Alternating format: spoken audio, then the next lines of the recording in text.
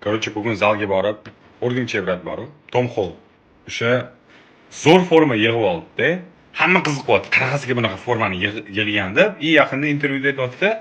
Ular Sydney degan упражнение bor yoki Sindimi.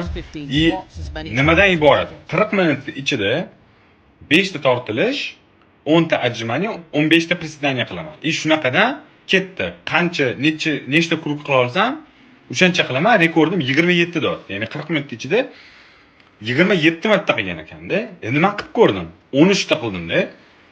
O'ylayman, birinchisiga yomon emas.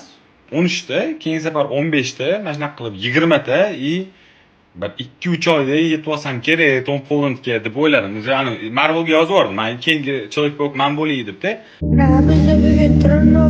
Videoni boshidan ochib qarayapman. Can in 20 minutes. 20 minut ekan. 20 minutda 27 ta qilgan. Ama esimda men 7 tami 8 ta qila oldim-da. 20 minutda o'ylayman, "Wow, yana 20 minutim bor ekan-ku" deb. Daddy, chill.